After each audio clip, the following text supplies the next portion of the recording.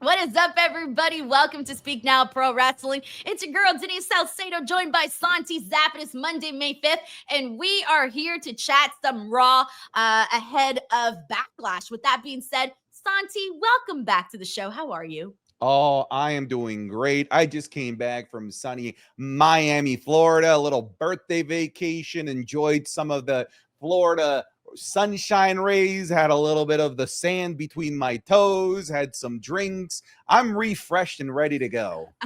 You came in with a new glow. You're like, I've now known vacation. Vacation, all I ever wanted. But you Mhm. deserved it. Honestly, I'm like, damn, dude, you've been going hard nonstop. So I feel like the vacation was well earned. So I'm glad that you were able to do that. How was Miami, though? I've never been. No, it's a good time. And like it's one of those places that I can only do in like bursts, like a whole week or two in Miami. I'm like, that's a little much. 3 days in Miami, I'm like, that's the perfect amount. And it was a good reset after all the craziness that was WrestleMania, because the amount of work that me and all the other content creators were doing during that time, like it burns you out. It really does burn you out. So that was a nice little mental reset, separating myself from content creation, not watching SmackDown. Thank God that episode sucked. But yeah, now we're just back on the grind here. You got very lucky and you missed the best SmackDown to miss because Yeah. nothing happened on that show, dude. Like, So nothing happened. You were better off being in Miami having the best time. I was mad that I forced myself to rewatch, to watch the episode No. afterwards, because I was just fast forwarding through everything. I saw your tweet and I was like, damn, dude. I was like, don't put yourself through that. Do not do it. Do not do it. But anyways, with that being said, we got Raw to get into here today. And Santi, at the start of this, you kind of mentioned that you weren't expecting Raw to be this good today.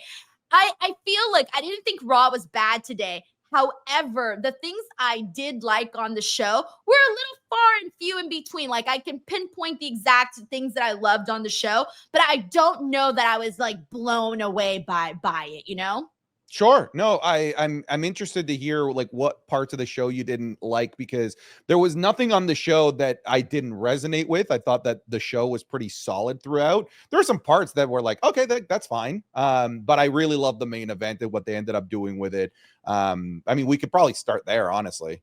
I think we should, because Yeah. I'm going to be real with you. Like, the first few minutes of this main event, I was thinking to myself, damn, I'm not really invested. And I will tell you that I made a full 180 by the end of it, Santi. I was thinking to myself, I'm so embarrassed. You want to know something? I bit at the end. I bit at the end, even though I knew all my my best judgment. I knew that Jey Uso was gonna, either win or not lose his championship, right? That some crazy, DQs or whatever was gonna happen, right? I knew that. I knew that. But I still bit after the second spear from Braun Breaker when Seth went in there. I thought, oh my God, they better not do Jey Uso dirty like this. But then CM Punk's music hit, and I thought, oh, thank God. Wiped them out with some chairs, wiped out Seth. I don't think they ever actually rang the bell, but that was basically how the match ended. I What did think you that's think of it? why. Yeah, I think that's why I found it so brilliant. I think me, you, and everybody that's watching and listening to this show, we all knew shenanigans was going to be the way that this was going to end. I think we all expected a disqualification finish, and that's exactly what we got.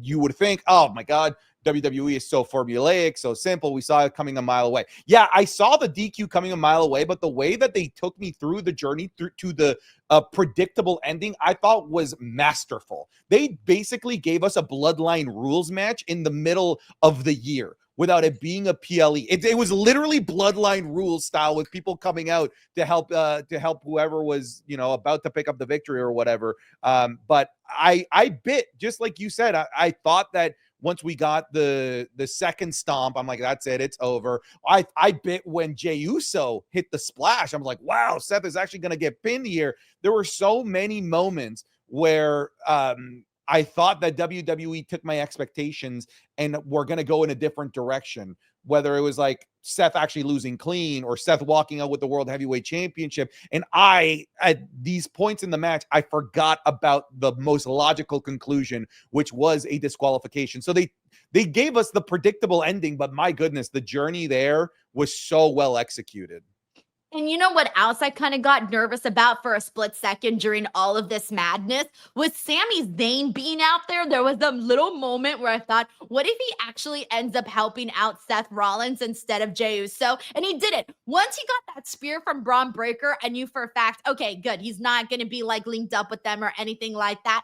But it was still like there was a slight moment where I thought, well, what if, you know? And I got a little scared. But no, I do agree with you. I think that the journey of how they took you through it all to finally get to the end, it was good.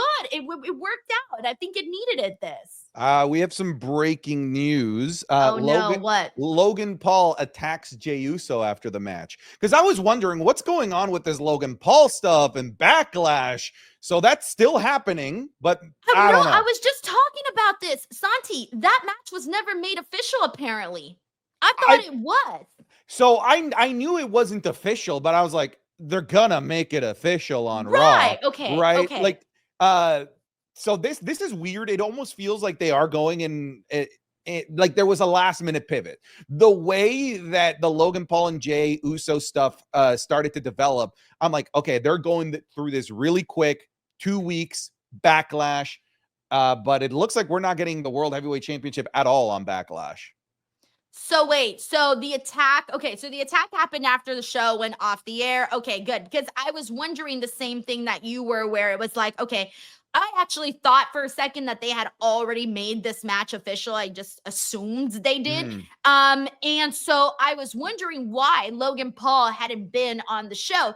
And now that you said that there was an attack, I'm wondering if they're going to put this match on Backlash or if they're going to put it on Saturday night's main event, because we can't forget that's happening too. Even though, look, I'm going to be real with you, Saturday night's main event has sort of just been like a missable show. It's you ass. Don't really you have can to say watch. It's ass. It's Saturday night's main event is for the me's and you's and the hardcore viewers of professional wrestling. It's frustrating because they refuse to move the needle at Saturday night's main event. They refuse to make decisions that impact day-to-day storytelling. Hell, I remember when it was Jey Uso versus Gunther at the last Saturday night's main event. Jey Uso loses, and then he comes out the next day and does like a celebratory entrance with Travis Scott, if you remember that. Oh my gosh, yeah. And we were like, why is he so happy he just lost at Saturday night's main event? Yeah, because it doesn't matter. It's a different multiverse. But I could see this happening at Saturday night's main event. See, but now that you say that, now that you said it's like it does, like anything that happens on the show almost feels like it doesn't matter. I'm like thinking to myself, that kind of sucks, because I feel like Jey Uso as a champion, especially as a champion that a lot of people have their eyes on. There's a big spotlight on Jey, right? Like people are ready to criticize him as people are ready to say he is a bad champion, right? We know that because he's had people have had mixed feelings about Jey Uso, right? So if you don't have him on the Backlash card, to me, that's kind of them saying like, oh, well, it wasn't really as important to put it on the biggest match, the biggest card for this month. So I feel like this match should still be added to the Backlash card. I don't think they should wait to Saturday night's main event. And I know they have like 6 matches, I think, already announced, or a couple matches already announced for Backlash. And I just think it should be on that show. Yeah, so they currently have 5. Because they added Dominic Mysterio versus Penta to the show, kind of randomly as well, with very, very little, like it just felt very unceremonious how they came about to that match. But yeah, like there's just so many moving pieces with that main event, and it started off the back of that amazing back and forth. I guess I shouldn't call it a back and forth. It was just pretty much Paul Heyman carrying the promo at the start of the show. Yo, all right. So we need to get into that because I don't even know how to describe this. Paul Heyman crashed out is what he did. He just started going off. And what I was saying was he was like trauma dumping on Jey Uso, because he goes out there. Mind you, Jey Uso has been doing his own thing. He's not even really like all that involved with the bloodline stuff anymore. But Paul Heyman goes out there and recaps the entire history of the bloodline and all of this stuff, right?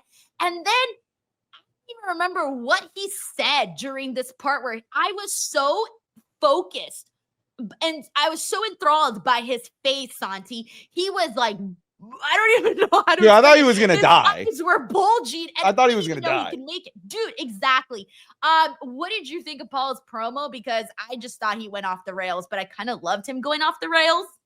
I mean, it worked for me. I thought it was fantastic. I loved how cartoony it kind of got.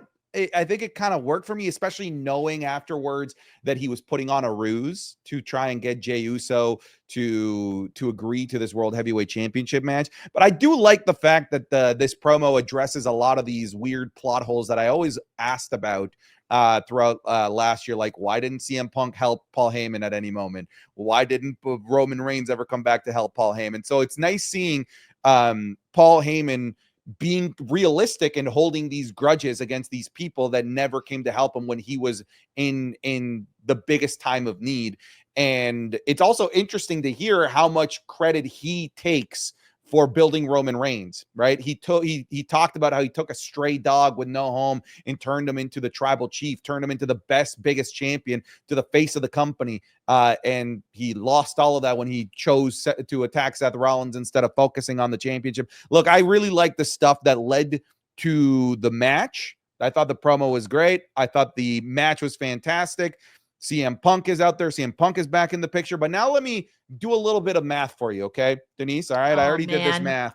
I did this I'm math. excited. I did this math for my viewers during my watch along. All right, in one hand, all right. So we have Sami Zayn, CM Punk, and Jey Uso. On the other hand, we have Seth Rollins and Braun Breaker. It looks like these guys are all about to have a match, but it looks like we have uneven numbers, Denise. It looks almost as if we need a third member over here. It's almost adding two perfectly here. That leads me to Oscar Laura, who says maybe Logan is the next member. I hope Logan not. Paul does kind of fit into this, though. I don't like it. I just don't like it. But like, sure. Just for a match, though. Just for a match. For a match, sure. I don't think for him to actually be part of the group, though. That okay. I don't feel makes sense. But here's the thing, though. Apparently, the original plans were that they weren't necessarily planning on adding another member to Seth and Braun's stable. However, the internet ran with it, right? Like, we're all watching it and we're all expecting for there to be a new member added to Braun and Seth. And I don't know if maybe all of the buzz that there was on the internet and people trying to decipher who's going to be the next person, if that's going to cause them to pivot and actually add a fourth member to the group. I think so. I mean, it makes sense to me with the way that this show ended. It just makes sense. You know, like I am a person that where numbers don't lie, and the numbers indicate that we need to have one more person be added here. As you said, it could be a one-off to just even out the odds to give us a 6-man tag match, or it could be the full-blown debut of this new member of the faction. Who do you think that could be? Well, we saw Karrion Kross. I'm not saying Karrion. I know.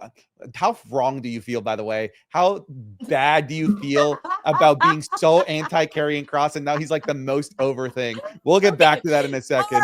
All right, fine. We'll get back to it. Continue on. Don't you worry. I'm not letting you off the hook regarding Karrion Kross. But we saw him talking about Theory potentially and the things that are going on there, and he could be the one that whispers into Theory's ears that could maybe lead to him finally moving away from Grayson Waller. It seems like they've brought back that dead storyline of Austin Theory maybe leaving Grayson Waller, and it seems very apropos with the timing that we have that Grayson Waller and Theory might break up, and the future might need one more member. Look, sure, all those ideas are great. I'm going to be honest with you. I have two guys that I would like to see on there. The problem with my two guys, my top two picks, is that they're both out due to injury right now. And I don't exactly know when they're going to come back. However, we're kind of getting around those months where I do think one of those guys will be coming back soon. Ideally, if I had my pick of anybody of who it could be, I wish that it was Bronson Reed. Okay. Bronson Reed and Seth Rollins, they have history. right? Bronson Reed last defeated Seth Rollins. What if there was a respect type of situation where Seth said, you know what? I've been in this ring with this crazy monster, and you know what? I respect him. He's crazy, whatever. Bring him into the group, because they keep talking about the future, Santi. Like, they talk about the future so much. So you need to have guys that are really going to be the future. So I think about Bronson Reed as an example of that. And another one that I would selfishly really, really want, because Braun Breaker is so intense, right? Like, he's an intense dude. Think of another person who's out of injury who's really intense too. Ilya Dragunov. I would be over the freaking moon if I saw either of those two options in this group. Everything that I'm seeing is like Ilya Dragunov is not until September, but that could be a fun misdirection, right? Feeding, you know, the news to the world that it's not until September, only for him to come back in the summer. That'd be cool. I wouldn't hate it if it was Ilya Dragunov, by the way. I think that I would prefer Ilya over Bronson Reed. Like, if you had me pick one over the other. You're not a Bronson Reed fan, Santi? No. I love Bronson's meat. I think that he's fantastic. I think he's great. I was about to say, because I own the Bronson Reed fan club. No. I'm over here. I love a good charcuterie board of Bronson's meat. But I feel like out of those two, Ilya is the better choice. All right, that's fair. That's fair. I get it. But yeah, those are my top two options, and who I would like to see added to this group. But do you think they actually do need to add somebody, or do you think they're fine just like skating by? I think they need to add somebody. I mean, there's a reason why the internet ran with this. You know, not that the internet's always right. You know, more often than not, I think they're stupid. But I think in this one, I feel like it there is something missing. I do feel like when you talk about Seth Rollins trying to guide the future, it almost sounds like the future, is only Braun Breaker? That can't be right. You know, I would think that the future is multiple people, and I just can't help whether it's intentional or not. I can't help but compare this to Evolution. And I know I shouldn't. I'm doing that to myself, and maybe that's setting myself up for disappointment, but the comparison is there, and it's not just by me, it's by a lot of people. No, I agree with you. I feel like that was instantly what a lot of people said. All right, we got Anthony Giuliano here who says Backlash is that 5-match format by Triple H. Yeah, usually kind of like those shorter match cards and whatnot. Right now, honestly, looking at that Backlash card, I'm most excited for the United States Championship match. And honestly, the Pat McAfee Gunther matchup is what I'm oddly intrigued by. So with that being said, let's get into that. Gunther and Pat McAfee, they had a confrontation today. So last week, Pat McAfee cut like this hella good babyface promo, dude. He was talking about life and death and work and passion and just everything and thrown into one. It was so cool. Today, he tells, Gunther, like, he's not afraid of him. Like, he's going out there and putting his best foot forward, and he cuts a hell of a freaking promo and just going off on Gunther. And at one point, I'm thinking, how the hell is Gunther going to rebuttal Pat McAfee right now with the way that Pat McAfee is coming off so strong? He's winning over the crowd, right? He did a lot of pandering to the crowd. It definitely worked. They were behind him. And now we are here basically seeing him go face to face with Gunther, and Gunther brings up his daughter, his 2-year-old daughter. And I'm thinking, oh, this is the savage Gunther that I want. And he just basically says he's going to maul him and leave him out like a wet towel. I loved this. I'm on board, Santi. This, oddly enough, is my favorite thing besides the U.S. title match going into the show. I love that Gunther's like, you think I've gone soft? You think that I'm not on my A game? Well, you know what? You kind of woke me up here. You have my full and undivided attention. And when Gunther said that, I literally tweeted out, oh, so Pat McAfee's fucking dead.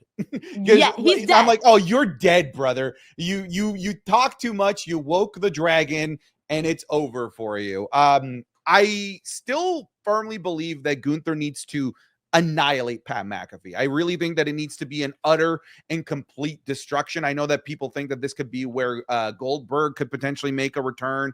I got thoughts on that, but I really am shocked as to how interested I am in this. When they announced this, I was like, oh, this is goofy. This is lame.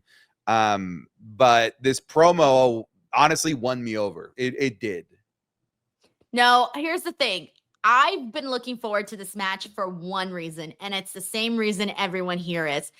I want to see Pat McAfee get chopped by Gunther. That is the selling point to me. And when you said that Gunther needs to go and just like wreak havoc on Pat McAfee, that's what he needs to do because people need to get reminded of what Gunther can do. I think Gunther's tail end of his World Heavyweight Championship run, people didn't really love it. They didn't really love it. So I feel like now he has to remind people of who that Gunther is, that guy. Remind people who that is. And when Pat McAfee said that Gunther was soft, oh, dude, that's when I thought, okay, he's really done for right here, then and there. And I thought, yeah, sure, maybe he's soft and all, but that chop, my brother, it's not gonna be. So I'm looking forward to this. Okay, so let's get into the thoughts though about Goldberg. Because I can see this happening. I can see the correlation. I can see him coming in here and this being the catalyst to eventually getting to that Gunther Goldberg match. Because we know this has been said in an interview with ESPN that Goldberg's last match is happening in WWE this year. And he basically alluded and gave us as many Easter eggs as we possibly could. He told us without telling us it's going to be Gunther. And we've known this also with what happened at Bad Blood last year. So, do you hate it? Are you here for it, Santi? I hate it less. All right. I hated it when it was when the ball started rolling at Bad Blood because I was like, oh no, this is going to be a WrestleMania match. And oh no, it's going to be for the World Heavyweight Championship. And oh no, Goldberg's going to be our new World Heavyweight Champion. Now I hate it less. I hate it less for several reasons. I hate it less because it's not for the World Heavyweight Championship. I hate it less because it's not at WrestleMania. So I'm now more okay with it than not. If you are so dead set on doing it, it looks like this is a collision course that we're going to anyway. I'd rather it be just a bully being taken out by a bully hunter. Right. I don't need this at WrestleMania. I don't need this for a world title. Just make this a big old exhibition match. I am cool with that. And, you know, when you look at the schedule of what's coming around the corner, it makes sense. It could be Saturday night's main event. I could definitely see that being a type of match for that. I could see this being at the upcoming Night of Champions, that Saudi show. Goldberg loves those Saudi shows. That's where he has appeared for the majority of his last several matches in the WWE. So I could see it happening there. I'd rather it not be at SummerSlam, if I'm being honest with you. I'd rather Gunther get something a little bit better and beefier for SummerSlam, something a bit more interesting. But the most important thing here, Lisa, is Goldberg cannot win. Goldberg cannot win. And I want to believe in my heart of hearts that we now live in an era of WWE where they can recognize that Goldberg should not be beating your full-time talent. I want to believe that. But every piece of evidence that we've had with anything related to Goldberg over the last several years is that they just love giving Goldberg wins. And that just cannot happen in 2025.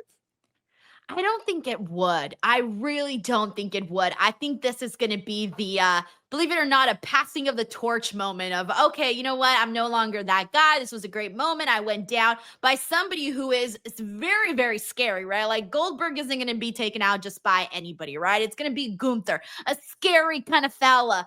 And look, I know that people aren't excited about it. The last couple of Goldberg matches that we've seen, while they were kind of sad, you know, I'm really, really hoping that this match is fast, that it's effective, and that at the end of it, that I actually end up standing up and going, you know what, respect. You know, that's kind of how I want to feel coming out of that matchup. And again, I want to see it I just want it to be fast. I want it to be fast. That's usually what works best for Goldberg. So we'll see. It could happen because this could be because you got to ask yourself this question.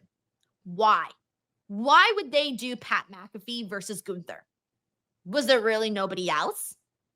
Or I don't know. Why?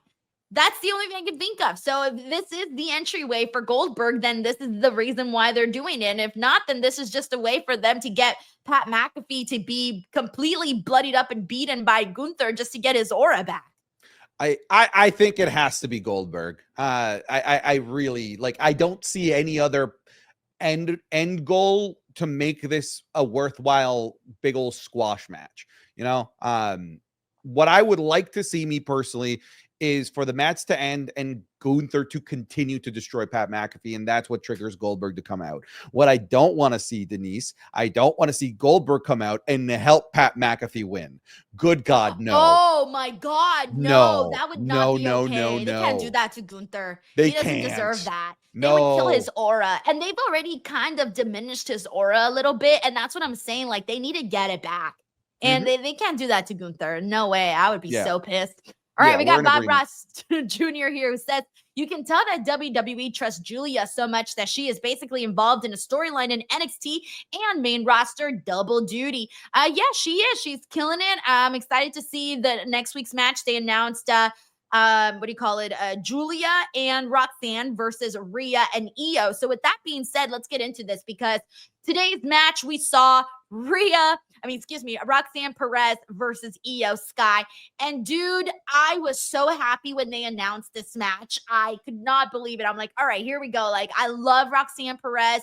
After that little bit that we saw of their tag team match on NXT, and just seeing the moments with Iyo Sky and Roxanne Perez interacting with one another, I thought, oh, dude, like, whenever they wrestle each other one-on-one, like, this is going to be really good.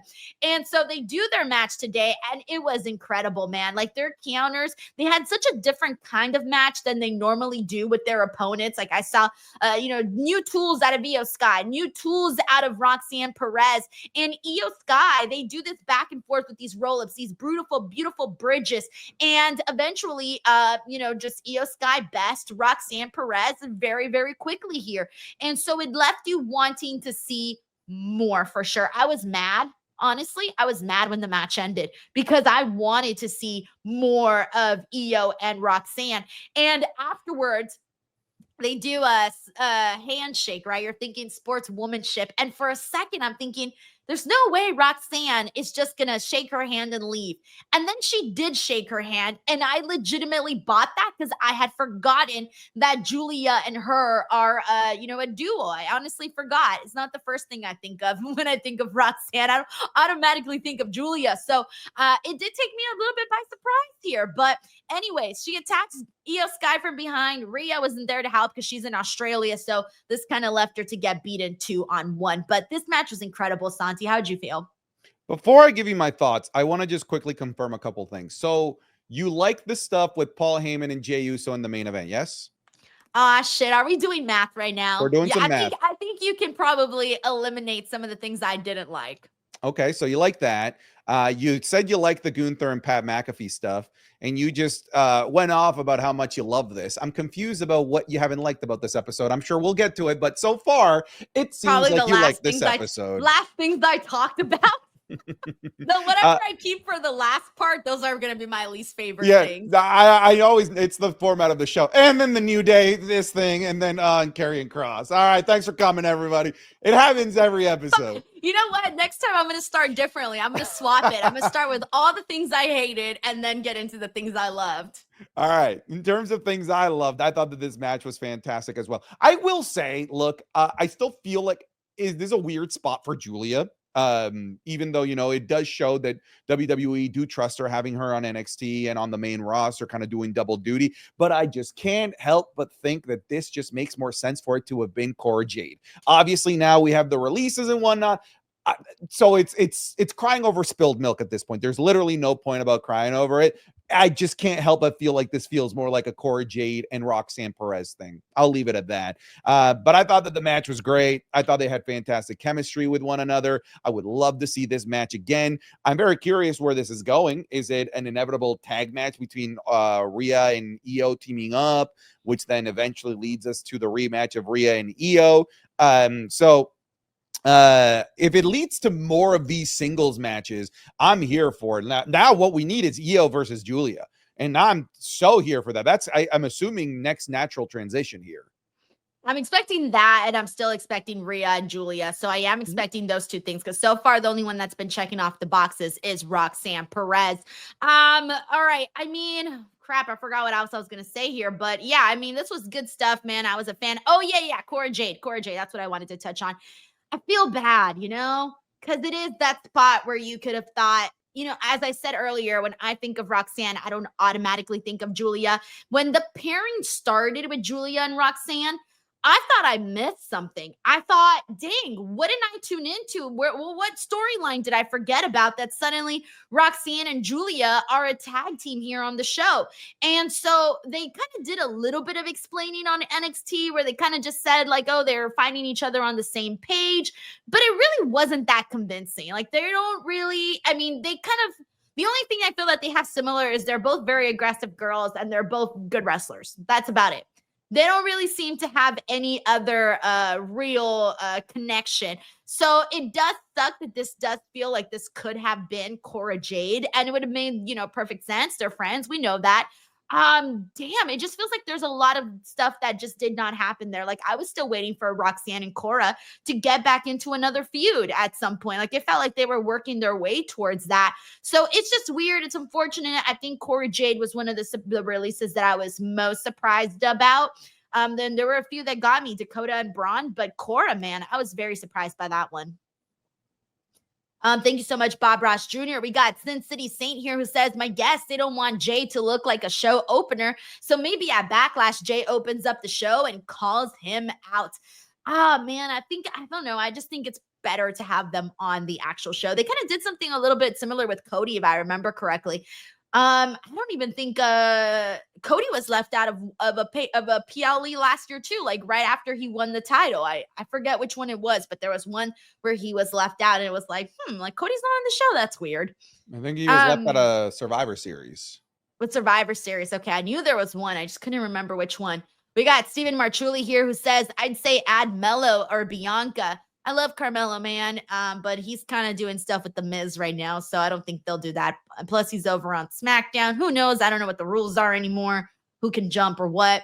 We got Anthony Giuliano here who says, I heard Goldberg coming to save Pat McAfee to set up Goldberg versus Gunther at SummerSlam for Goldberg's retirement match. Yeah, so that's kind of the ongoing theory right now. Thank you, Anthony. We got Bob Ross Jr. who says, I've seen enough. Iyo Sky current women's world title reign is way better than her last title reign because they're showing her much more respect, Santi. Do you recall last time she was champion?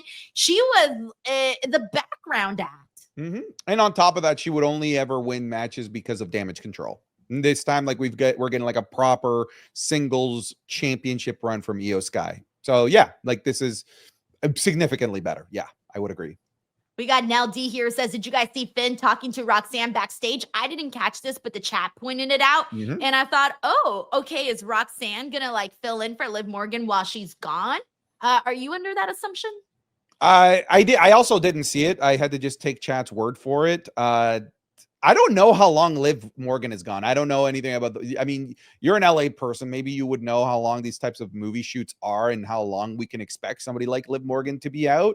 But like, I remember from like the Ruthless Aggression era days, when The Rock would go off and film a movie, when he left to go film Scorpion King between SummerSlam 2002 and when he came back, it was like 8 months. Like, it was not a short amount of time. Like, is that what we're expecting out of Liv Morgan here? And on top of that, she's a champion. I don't know, dude. I don't know. Okay, so I know she's going to be going to Japan, and her role is that she's like disappears, right? She's the politician's daughter who disappears. But I don't know if you want to base it off that synopsis. She's going to be disappeared from the movie, so I can only imagine there's going to be a couple of scenes. I don't know how many scenes. I would assume she would be gone for at least 4 months. I would say the very, very minimum I can think of is like 2. My chat's saying 2 weeks. So 2 weeks? If that doesn't sound like a very beefy role. 2 weeks? No. Oh shit! I was gonna say the minimum 2 months. Like that's all I can think of. Is I thought months. I thought months as well. Oh shit! All right. If that's out there already, then let's run with it.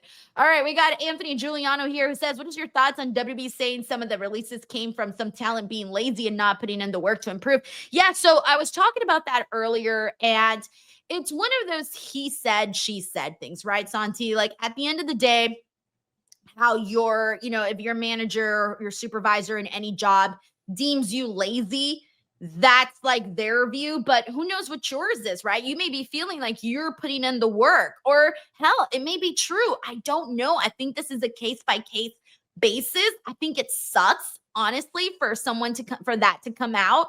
I would hate the idea of the word lazy surrounding me or anybody. I can't imagine that that was something that was appealing to read about in the news cycle. Listen, lazy people usually don't like, how do I say this? I don't buy it because I usually find that lazy people are the best at not getting fired. I was so lazy at Target. Like, let me tell you, I would show up late for shifts. I would show up hungover. This is when I was like 18, 19, 20 years old. I would like sleep in the back. You wouldn't see me for literal hours. I was literally siphoning money out of Target while I worked there, and I lasted for years, Denise. For What? years. I was just, No. dude, I would show up hungover and I would just tell my coworkers, hey man, I'm gonna go nap in the fridge. All right, that's nice and cool, you know. I'm gonna go get rid of this hangover. I would have hated you so much, Santi. I'd been like, this guy never works. That's how it is, and I never got fired. Nothing ever happened. So I basically what I'm trying to say is I don't buy this laziness. I have a hard time believing that somebody like Cora Jade, who had to come back from multiple injuries, that alone to me screams not lazy. You know, like rehab sucks. Like if you've ever had a genuine sports injury, rehabbing it sucks. It's not just sit at home and wait. No, it's like working your ass off to be able to get even the slightest bit of mobility back in your injured area. Like you have to work your ass off to get back. And both Gigi Dolan and Cora Jade, which were some of the two that were being accused of that, both had to go through major rehabs to come back to get screen time. So I don't buy it. I really don't. I don't know, man. I don't know how many people remember that tweet by Cora Jade. Do you know which one I'm talking about, Santi? No. A while ago, and let me see if I still have it here. A while ago, not too long ago, actually, Cora Jade put out a tweet, and I wonder if this had like anything to do with this. And I'm also just like speculating because I'm just trying to figure out what reason. She tweeted not too long ago, being in WWE NXT for 4 years and not having one singles title match is actually crazy. Just wait. I don't know if it means anything. Maybe I'm reading too much into this. This was March 25th. It's possible because didn't we also have Dakota Kai be vocal in public about like, nope, I'm not injured. I'm on the sidelines, ready and ready to go. And she didn't even say anything bad. She just let people know like, hey, I'm not injured. I don't know if that was the real reason. I just truly don't know. That would be crazy. Like if it's because of these social media posts that are honestly harmless, if you think about it, especially if they decided to keep Corey Graves after shaking the bird's nest. Oh yeah, I forgot about that. After moving to NXT, and he got to keep his job. Way worse. I read Cora's tweet as her being in character, to be honest. Like I was reading that as her being a heel. Yeah, that's how I was. Yeah, that's how I would interpret it too. But I don't know. I've been racking my head trying to think about what, could be or couldn't be the reason. But at the end of the day, it's he said, she said, and we won't really know, right? Until maybe, interviews and things and stuff like that come out. But Anthony Giuliano, thank you so much. Now she can prove it, by the way. Her and anybody else that was, released because if maybe they were considered lazy, you can prove them wrong, right? You can definitely do that. We got Dominic Cena here who says, hey, Santi, if Cena and Dom had a match, which corner will you be in? I'll be in the corner that has a fucking space bar. What is that message that we just received? What is that? Because in super chats, if like the more you write, the more money you have to give. Oh, I love how thrifty this guy is. All in. Oh, that's awesome. Cena and Dom had a match. Which corner? I'm always Cena. It's always Cena. We got Dominic Cena here who says, lazy people don't give a shit about being fired, so they don't. We got Anthony Giuliano here who says, Cora also said WWE body shaming her body too. I did see that as well on her during a conversation she was having with Gigi. This is all wild, guys. We got Bob Ross Jr. here who says, how poetic would it be if CM Punk was the one who saved wrestling from John Cena? Let's go, baby.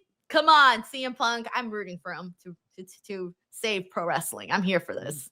It would be poetic considering it was him that walked out with the championship, and now Cena's trying to do the same thing. Yeah, see? Thank you, Bob. All right. With that being said, let's continue on here. We got, let's see what else we got to get into. Penta versus JD McDonough. Not a bad match, not my favorite matchup. So I would put this probably on the, since you were doing the math, probably on the side of matches I didn't really care for. You didn't care for, I thought this was solid. I thought this was solid. It was all right. I think you liked it, and now you're being stubborn and trying to give yourself more points to the side of you didn't like it. Okay, well, first of all, no. Me stubborn, never. Never. Just a Taurus. No, never. Wait, Santi, you're a Taurus too. So I know that you're probably stubborn too. It's like the number one trait for a Taurus. It's problematic. Yeah, it's a thing in this household for sure. Oh no. See, I know it. All right. Let me see. Where are we at? Oh yeah. So did you like? Oh, you thought you said it was fine. Yeah, I like the match. I still find it weird that it led to Penta getting an IC title match with no interactions pretty much with Dom since WrestleMania. And the only interaction was a match with Dom that he lost. Remember the night after WrestleMania? It was Dom versus Penta. Penta lost, so now he beats JD McDonough, and that gives him an IC title match. It just feels like they're like, shit, you know what it feels like? Can I put on a tinfoil hat here for a second? I think they were planning Jey Uso versus Logan Paul this entire time for a Backlash. I really do. And this was the fill-in? And this was the fill-in last minute. They pulled it for whatever reason, and they're like, shit, we can't pump out a 4-match card for this. Considering how much we charge for tickets these days, we need a 5th match, and I think it ended up being this.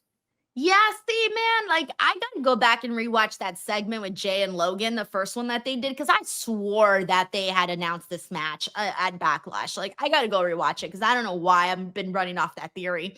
We got Dominic Cena here who says saving money, not using the space bar. Lol, sorry, I'm frugal. No, it's smart. I didn't know that was a thing. I didn't know that. No, Dominic sent in 3 super chats though, so he could have probably all just put them with the space.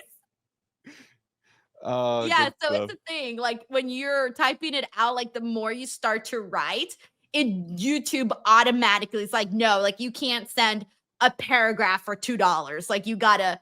Oh, that's it's a sick. thing. Yeah. I didn't know that. Twitch should do that. You know, sometimes I get like, I literally get life memoirs for 50 cents. I'm like, oh God, here we go. They don't do that on Twitch? No, Twitch doesn't do it. See, the only reason I know this was because when I go leave super chats like on other people's streams, I would be typing and I would be like, oh, this is a good amount that I want to give. And then suddenly it would just get big. Like the color would change. And I was like, oh, okay, let me adjust my saying. That's funny. That's funny. All right. Thank you, Dominic. All right. We had the return of Sheamus taking on Austin Theory. And this was supposed to be Grayson Waller, but then Grayson Waller just decided to give this match to Austin Theory. Again, continuing to lead to the theory that we are finally ending this damn tag team here with Theory and Grayson Waller. How'd you feel seeing Sheamus back? I just want his old theme song. Give me his limes theme. Too many limes. I need that back. Cool to see Sheamus back. I feel like we have an IC champion that I think he could realistically dethrone and actually, you know, complete the Grand Slam that we've been wanting him to complete. I feel like that I legitimately could see Dom versus Sheamus at SummerSlam. Okay, see, that's fine. I think I just didn't. I liked seeing Sheamus come back. I didn't think the match was too great, so I think this was also part of what I didn't really love from Raw. So just throwing that out there. Just sounding sure. All right, we got something I actually really did love from Raw, and that was Becky Lynch and Lyra Valkyria. Dude, this was fire. I was so. So did you not think it was garbage? No, I did not think this was garbage. You didn't think that this was garbage. You didn't think that Becky was maybe throwing out the word garbage too many times, garbage is I see what you mean. Garbage is garbage and like garbage. Oh my God. Here's the thing, Becky, I said this to my chat. I'm like, Becky Lynch has a tendency to take a line that works and kill it. She did it with the stupid hat. Do you remember the stupid hat? You guys like the hat? Yeah? All right, the hat stays. You guys like my hat. Then the hat became a thing that she kept mentioning over and over again. Do you remember the lemonade thing? Where she just started, then she mentioned lemonade in a feud with Rhea for WrestleMania, and then she started coming out with lemonade. You really don't remember these things? No, I do remember these things, and I think I just had a glass shatters moment.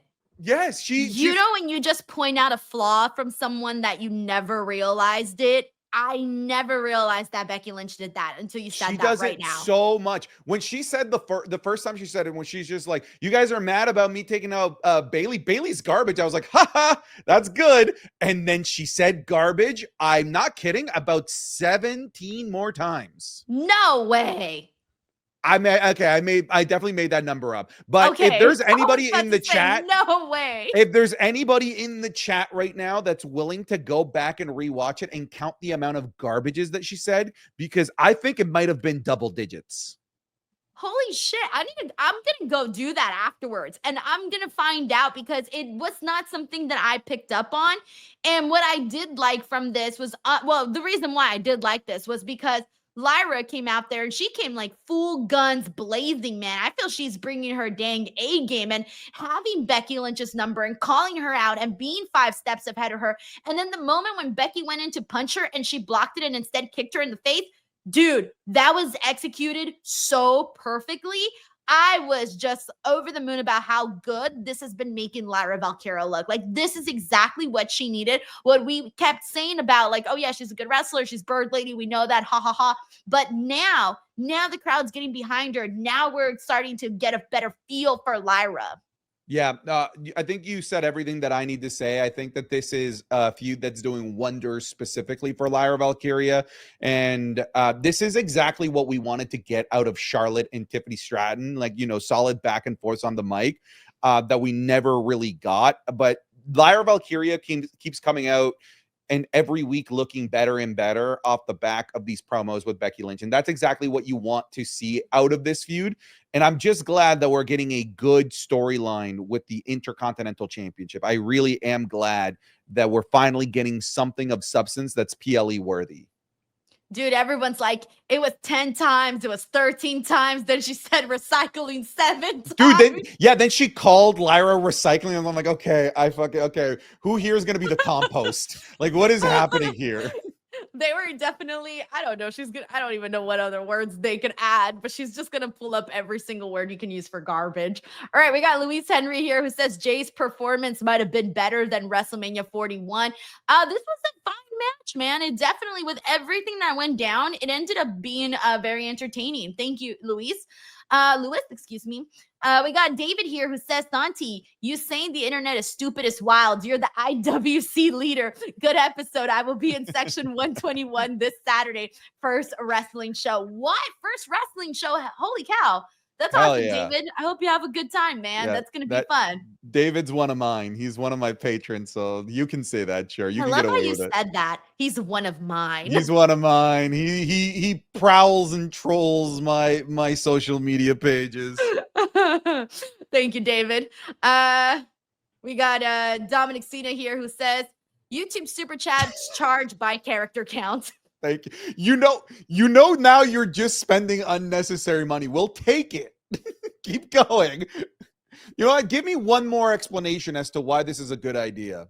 Come back with another super chat, Dominic Cena. We got Bob Ross Jr. who says Braun Breaker went from feuding with Ricochet this time last year to now he's feuding with CM Punk. Damn, I don't even remember that Braun Breaker. Oh, yeah, that's when he threw Braun Breaker through the thing and rode off Ricochet. Yeah. When Braun Breaker rode off Ricochet. Yeah, I remember that. We're still waiting for Ricochet to come back from injury. Yeah, he died. He's dead. All right, thanks, Bob Ross Jr. Dude, it's so crazy how fast the time moves. All right, let's see what else we got to get into. Oh, I did not like this. This is part of what led to me saying I didn't love Raw. Rusev versus Otis. I kept saying we need something a little bit more fireworks for Rusev. I didn't love the debut last time. Okay, fine. I was looking forward to this match because I love the meat, but this was just not it. I wanted more power. You got these big, meaty dudes. Give me more power. This was just not the match that I thought that it was going to be. And then afterwards, I did love the post-match stuff. Don't get me wrong. I love the post-match stuff. Not love. love's a strong word. I preferred the post-match stuff that we saw afterwards. Rusev attacking Otis and Tozawa and crying after with Maxine and Natalya going to go comfort Maxine. All of that. That was fun. But the matchup, though, someone said it could have been an email, and I agree. I can't disagree. I thought that the beatdown was probably the best part. It's interesting because I do feel like Aleister Black has been better in his re-debut in the way that they've been presenting him in the what I thought was a pretty solid match with The Miz. I feel like maybe right now this meat on meat match wasn't the correct thing to serve us. I feel like maybe they should have started off with him killing Tozawa. I want to see a dominant Rusev, and I don't feel like we fully got that in this match. There's something that I'm not clicking with, and I can't quite put my finger on it. So I might just need a few more weeks. Dry. Yeah, I think I might need a few more weeks to be able to really verbalize why it's not landing with me as of yet, but yet somehow Aleister Black is. I feel like, I think what I think part of the reason is that when I look at what they're doing with Aleister Black, there's a natural step 2, right? And it's a step 2 that everyone is excited for, which is that match with Carmelo Hayes. What is step 2 for Rusev here? Because they already apparently it's Tozawa. They still got it looks like they're gonna do that match. Yeah, but that's just crazy. It might actually be better than what we saw today with Otis, which is crazy. Tozawa can pull out some fascinating matches whenever you put him in that situation. I still just feel like what they're doing with Aleister, there's better road points that I'm more excited for. And I think it's just because I just don't find it interesting when they just book somebody to destroy Alpha Academy. It's never really landed with me, and it's not going to land here with Rusev.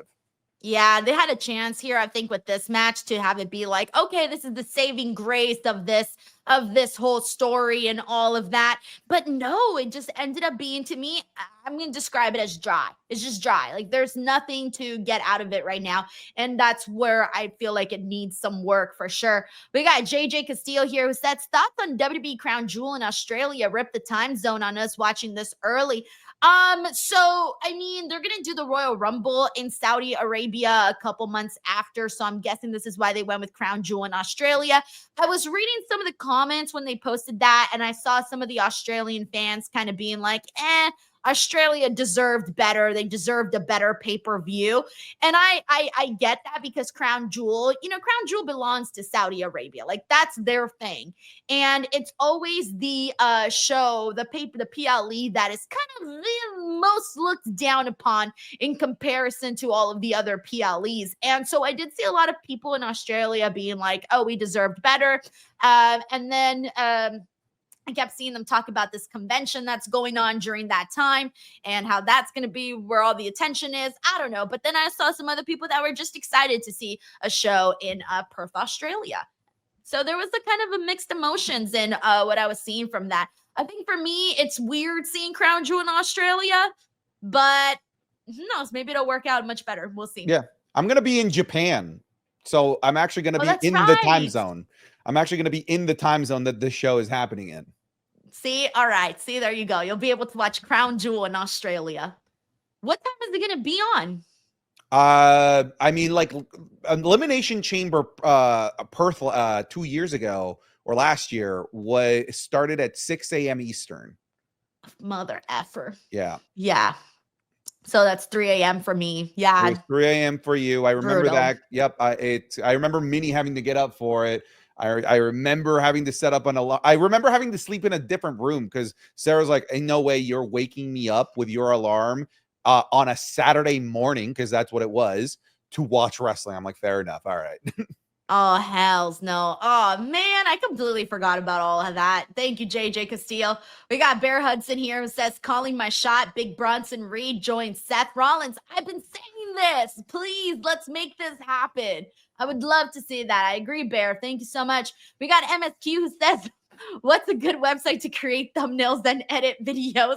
So I use Canva.